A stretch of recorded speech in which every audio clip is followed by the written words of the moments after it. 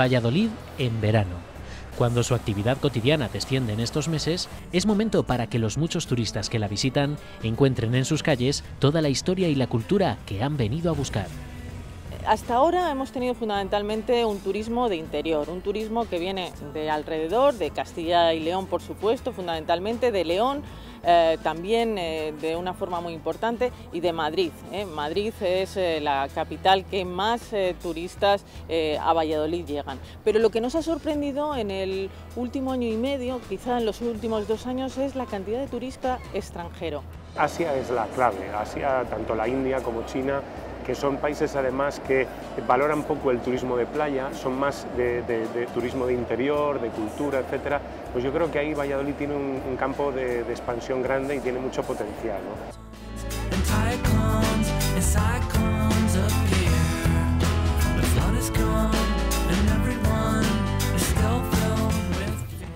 Para descubrir los encantos de la capital del Pisuerga, la mejor opción es realizar alguno de sus paseos de verano, un programa de visitas guiadas para adentrarse en la ciudad a través de su historia, sus personajes o su literatura.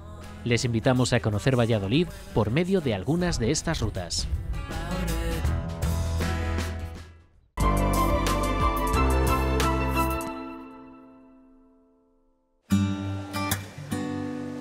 Cuando la noche cae sobre Valladolid, es el momento ideal para disfrutar de su centro histórico desde una perspectiva diferente, a través de su iluminación. La verdad es que una ciudad cambia mucho, del día a la noche. Parece que por la noche siempre tienen un cierto misterio. Ríos de Luz es una de las rutas preferidas por turistas y lugareños, y también de las más reconocidas. En 2011 hizo que Valladolid se llevara el premio a la ciudad mejor iluminada del mundo, entre 180 candidatas. Ya está la luz, así es que ya empezamos a ver, ¿no?, esos ríos de luz. La Plaza Zorrilla, con su fuente y la Academia de Caballería, protagonizan las primeras fotos de los visitantes. Desde allí nos dirigimos por la calle Santiago a la iglesia del mismo nombre. Su torre, en esta ocasión, luce de verde, aunque los colores que iluminan las iglesias cambian dependiendo de la época del año. Lo que no ofrece duda con respecto a su tonalidad es la Plaza Mayor, una de las joyas de Valladolid. Una vez que Valladolid se había convertido en la capital, todo el centro se había pintado con ese color. Así es que hacia el año de 1986, cuando se lleva a cabo la reforma de todo el centro de la ciudad, se decide utilizar esa capa de pintura roja. Entre luces y sombras y por la calle Platerías, llegamos a la iglesia de la Veracruz, que alberga en su interior algunas de las más bellas tallas que desfilan por Valladolid cada Semana Santa. Un inmejorable aperitivo para uno de los platos fuertes, la Plaza de San Pablo, y con ella los años de gloria en los que Valladolid fue capital de la corte por mediación del duque de Lerma, del que se decía que para evitar ser ahorcado se vistió de colorado, o sea, se acogió a un capelo cardenalicio y se metió a cardenal. Y ya saben, de esa manera evitó a la justicia.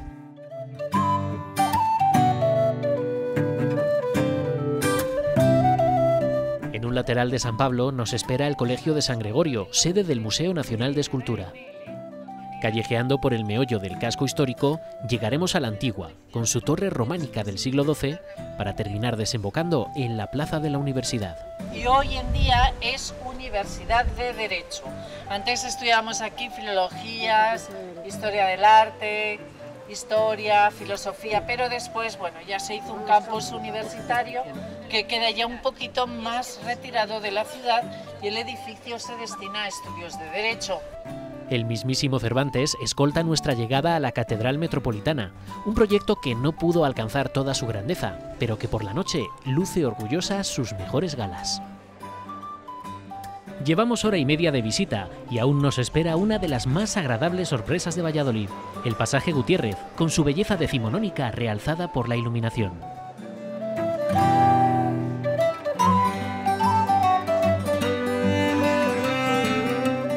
Y aquí finaliza esta mágica ruta, en la plaza y la iglesia del Salvador. Un bonito cierre para un recorrido que ha sorprendido muy gratamente a los visitantes. Siempre las visitas que se hacen en las ciudades siempre son de día, nunca nocturnas. Y entonces le da más, para mí, más realce a la visita y gustarte más la ciudad de noche, que a lo mejor no la frecuentamos como la frecuentamos de día. Tiene que ser en este tiempo, que es cuando hace buenas noches, mejor que en el invierno, que hace frío, pues sí es propicio este tiempo de vacaciones para hacer esta clase de visitas. Y me parece muy interesante ver los edificios y los monumentos desde el punto de vista nocturno, o sea, con una iluminación, aquí veis un punto de vista diferente.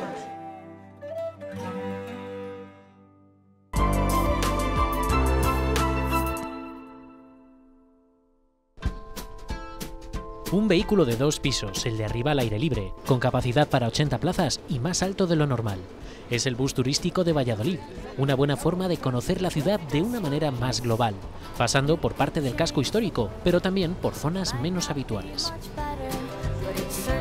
Para disfrutar del viaje podemos pagar el billete a bordo o hacernos con la tarjeta turística Valladolid Card en la oficina de turismo, justo enfrente del punto de salida del autobús. Con ella no solo podéis subir al bus, sino que además podéis entrar en los museos durante un día de forma gratuita. También podéis subir en el bus más de una vez. ¿En todos los museos? En todos los museos, que os dé tiempo en un día. Una vez dentro del bus podemos escoger dónde viajar, en el piso de abajo o en el de arriba, muy recomendable si el sol no aprieta demasiado.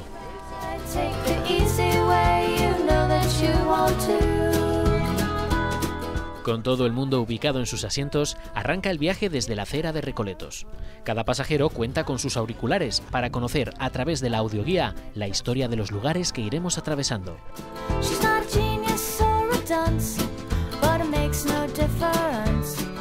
Tras salir del centro por el paseo del Hospital Militar y el puente de Adolfo Suárez, pasamos entre los barrios de Villa del Prado y Huerta del Rey. Por una zona llena de verdor, llegamos al Auditorio Miguel Delibes. El protagonista de la ciudad, y es sorprendente, ¿no? Porque nosotros no lo pensamos mucho, son los espacios verdes. Los árboles predominan sobre cualquier otra visión. Desde aquí, por lo menos, el aspecto que da la ciudad es la de una ciudad con una cantidad de espacios verdes tremendo. Hemos vuelto a cruzar el río y tomamos el Paseo de Zorrilla, la principal arteria de la ciudad, para volver a acercarnos a la parte céntrica.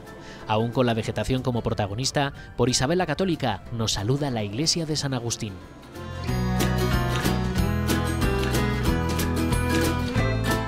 Esta curva marca la entrada definitiva al casco histórico. Al fondo espera la iglesia de San Pablo, con esta espectacular fachada a medio camino entre el gótico y el Renacimiento. Sí, la verdad que es una forma diferente de ver la ciudad. El problema que sucede siempre, no solo en esta ciudad, sino en todas, es que el que vive en ella, generalmente, como lo tiene todo cerca y como lo tiene todo a mano, pues siempre trata de ver cosas que están muy lejos y a veces se olvida de conocer más en profundidad lo que tiene más cerca, ¿no? A partir de aquí, historia pura, la iglesia de las Angustias, Santa María la Antigua, la universidad,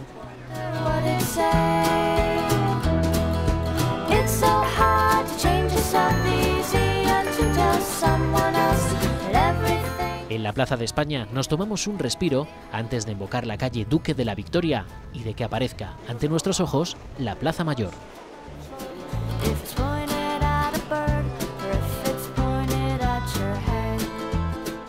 Ahora sí, el viaje toca a su fin. Saludamos a José Zorrilla, que nos contempla desde su plaza antes de llegar de nuevo al punto de partida, casi una hora después.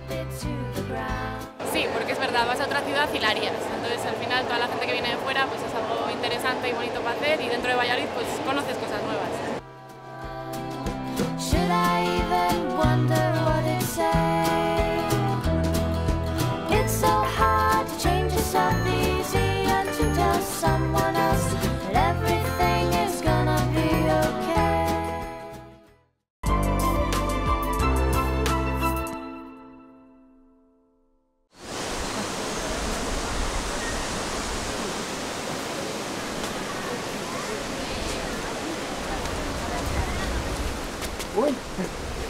Disculpe, no me había percatado de su presencia.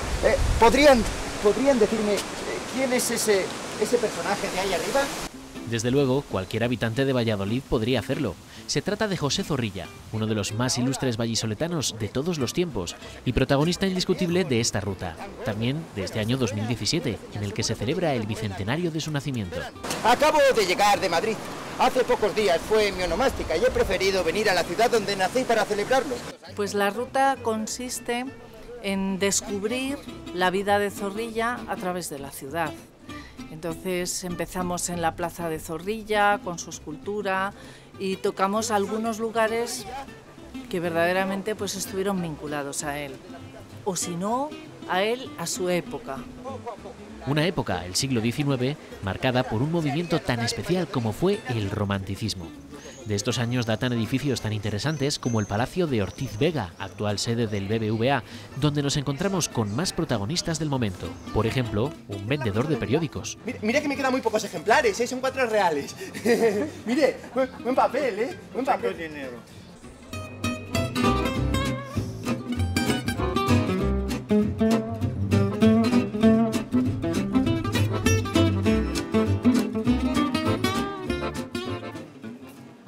Si algo no podía faltar en un recorrido como este, es una visita a uno de los rincones románticos por excelencia de Valladolid, el Pasaje Gutiérrez. Allí seremos testigos del encuentro entre José Zorrilla y otro amigo y escritor romántico. En fin, bueno, tendré que ir. ¡Miguel de los Santos! ¡Sí, me encuentro! No sabía que habías vuelto a Valladolid. Hace apenas unas horas que llegué en un extraño ferrocarril desde Madrid, menos que cantan. Bueno, yo creo que la vida de José Zorrilla es apasionante.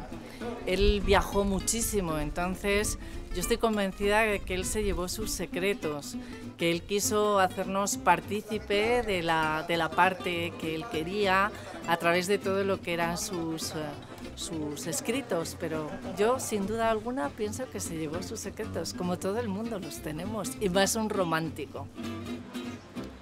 Tras salir del Pasaje Gutiérrez, seguimos recorriendo lugares ligados a la vida de Zorrilla y a la cultura de Valladolid. Por ejemplo, la universidad y otros edificios del casco histórico, como la iglesia de la Antigua o la catedral. Pero el plato fuerte nos espera en el último rincón de la visita, en la casa donde el autor del Tenorio nació y vivió durante varios años. En su precioso jardín romántico nos encontramos con don Zoilo Moral, su tío canónigo, y de su mano conoceremos algunas anécdotas. Veía muy atentos, ¿verdad? De hecho, les iba a narrar la historia de tu abuela Nicolasa. Cara de interés muestran, tío, eso desde luego. Ha sido una excelente visita, un recorrido muy interesante con una guía muy culta y muy experta en todo lo que se refiere a Zorrilla y a la ciudad también. Tanto las personas que nos visitan como los que son de aquí, pues deben de conocer lo que es su vida. Y no solamente conocerla, leer también sus poemas.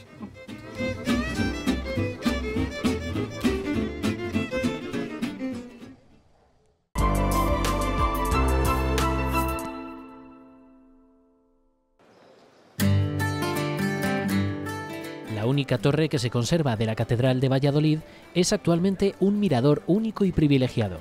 Muchas emociones nos aguardan ahí arriba, pero también a lo largo de sus 70 metros de altura. Aparte de las vistas, que son fabulosas, todo el interior de la torre es interesantísimo y te da también pie para argumentos y para lo que sería un poco contar la historia de la construcción de la catedral y dar un poco el repaso del esplendor que tuvo Valladolid en la época pues de Felipe II, Reyes Católicos, que eso no todo el mundo lo sabe. Por la torre, original de 1880, subimos mediante 2 ascensores y un último tramo de escaleras.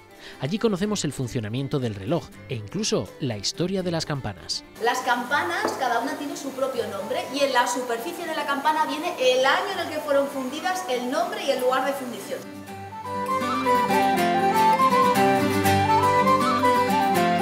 Arriba nos espera el que posiblemente sea el ingrediente más sabroso de esta visita, las fantásticas vistas que nos regala esta atalaya en pleno corazón de Valladolid.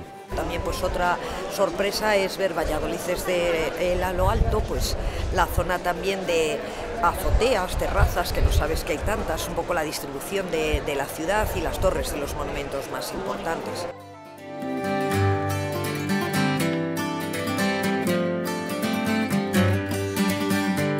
¿Cuántos kilómetros puedes ver? Hemos llegado a ver... No, hemos llegado a ver las montañas de Segovia en el invierno de aquel lado. Sí, luego te digo dónde. Yo creo que la vista aquí es privilegiada y nos permite disfrutar de una ciudad que ha ido creciendo, que se ha ido ensanchando, que tiene un núcleo histórico, cultural muy potente, pero que luego, por supuesto, ha ido creciendo. Muchos de los retablos, sillerías de la iglesia del monasterio están ahora recogidos en el Museo Nacional de Escultura. Recordamos que estaba en la Plaza de San Pablo. La Antigua desde aquí parece la maqueta de azúcar de Pastelería Escudero, ¿no? Tan maravillosa, tan limpia, tan bonita, con esa plaza tan diáfana. Y este es un emplazamiento que creo que nadie se puede perder. Si de día la vista desde aquí ya es espectacular, subir a la torre al anochecer es un privilegio para nuestros ojos.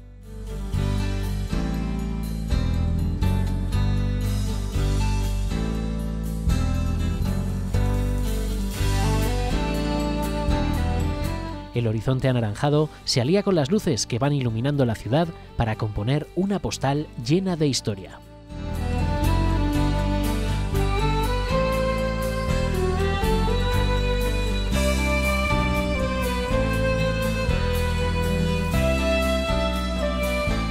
Tenía muchas ganas de subir y ver las vistas desde la torre porque, bueno, pues ves toda la ciudad y es otra visión diferente.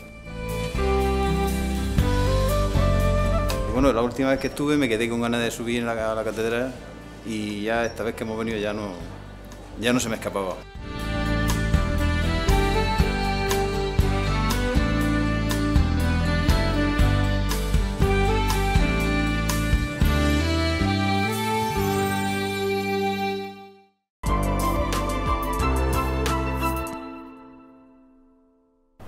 Sepan que han accedido a un lugar único en Castilla. Lo dice Catalina de Herrera, y así es. En 1472, y en una de las zonas con más encanto del casco histórico de Valladolid, se fundaba Santa Isabel, el primer y único beaterio que existió en la ciudad. Un siglo después, nuestra anfitriona y su hermana, junto a otras nobles castellanas, se recluían entre sus muros y acabaron por darle su destino definitivo y actual, el de convento. Somos un grupo de nobles damas y distinguidas damas que decidimos retirarnos del mundo exterior y dedicarnos a alabar a Dios, siguiendo los pasos de San Francisco de Asís. San Francisco de Asís nos enseña a ver en las criaturas el poder, la sabiduría y la bondad de Cristo. La ruta Alma Mater es una novedad en las visitas teatralizadas que ofrece la ciudad de Valladolid. A través de ella nos adentramos en la vida conventual de la ciudad, de gran importancia durante varios siglos. Vamos a ver como joya así especial el convento de Santa Isabel, con su pequeño museo, su hermosa arquitectura, pues para recordar lo que fue la vida de monasterios, beaterios, como fue en un principio, en este caso el de Santa Isabel, y la importancia que tuvo para la ciudad de Valladolid. En el convento nos recibe la Madre Superiora, aunque nuestra verdadera anfitriona será, como decíamos, Catalina de Herrera. Sí, porque representa a la fundadora, así que nos va a contar un poco pues todos los inicios del convento y lo que era la intención también de vivir un poco retiradas del mundo, las señoras monjas de la época. Esta villa es muy viva y animada. Como les decía, esta casa se creó hace 100 años.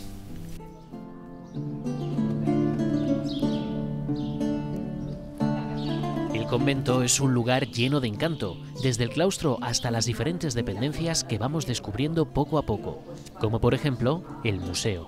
Y así esta zona está como museo con las obras de arte pues también que tienen más importante. Y luego en la vitrina me quito así un poco para verlo, hay una imagen muy buena de Jesús en la cruz de marfil con estos otros.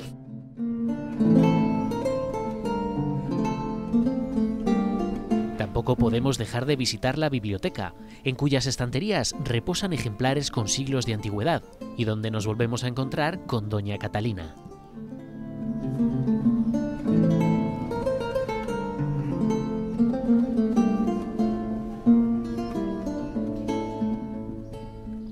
Como en cualquier convento que se precie, no faltan las capillas, ni tampoco la iglesia, que alberga tesoros artísticos firmados por Gregorio Fernández o Juan de Juni.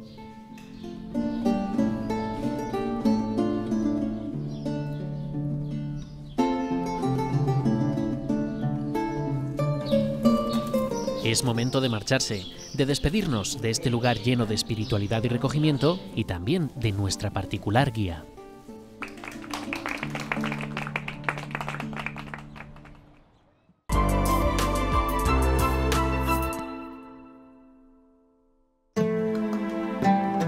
La historia de las ciudades es también la de sus construcciones, y Valladolid no es una excepción, aunque muchos de sus restos se oculten en el subsuelo. Pues en esta ruta lo bonito es ir sabiendo dónde se encontraban los vestigios, por ejemplo, de la época romana, de la época del conde Ansúrez, que aunque no esté a simple vista, pues vamos recordando por donde vamos andando que tenemos por debajo, porque ahí están todavía. Arrancamos la visita en la iglesia de la Antigua, cuyos alrededores guardan ya las primeras sorpresas subterráneas. Sí, porque justo delante de la iglesia, que estaría aquí, justo aquí delante, cuando se hizo toda esta zona de casas nuevas, es todo cementerio. Era el cementerio de la Antigua.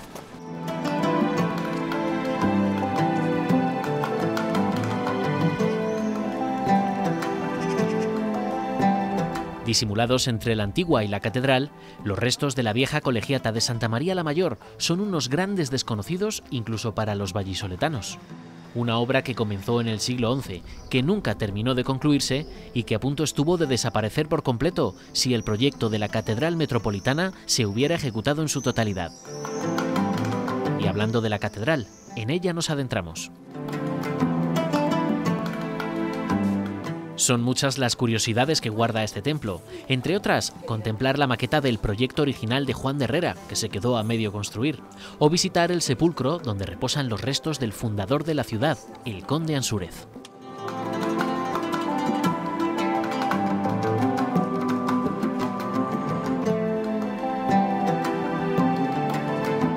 La siguiente parada tiene algo de fascinante. En el interior de la iglesia del Salvador nos espera una cripta con mucho misterio. Se trata de uno de los lugares que más impactan a los visitantes.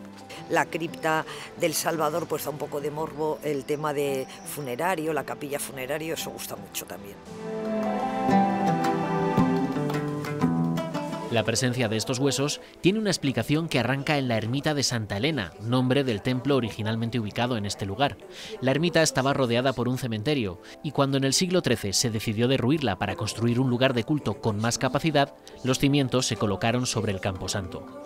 Por otra parte, durante unos trabajos de rehabilitación llevados a cabo la pasada década, se descubrió esta cripta, donde se habían depositado en su momento los restos de varias familias nobles de la ciudad, entre otros. Algo sobrecogidos, volvemos a la luz del día. Al pie de San Benito recordamos los caprichosos recorridos del Esgueva, cuyo ramal norte descendía antiguamente por estas calles. Estos minutos de luz diurna son solo una tregua antes de terminar nuestra visita, de nuevo en el sorprendente subsuelo vallisoletano. En esta ocasión bajo la iglesia y el convento de San Benito, donde encontramos los restos del Alcazarejo, parte del Alcázar Real, un edificio que data aproximadamente del siglo XII y que fue la primera fortificación de la ciudad en la época de la repoblación medieval. Es un privilegio poder acceder a estas ruinas para concluir nuestro paseo por lo más destacado de la arqueología de Valladolid. El subterráneo de la iglesia del Salvador me ha impresionado, ¿no? Y luego, por ejemplo, la parte de la colegiata, de lo que era la antigua colegiata, pues también porque hemos tenido acceso a partes que no se ven. Muchas cosas que no conocíamos de la ciudad, pues que bueno, ahora sabemos que existen, que están, que se ven habitualmente y hoy hemos podido conocerlas.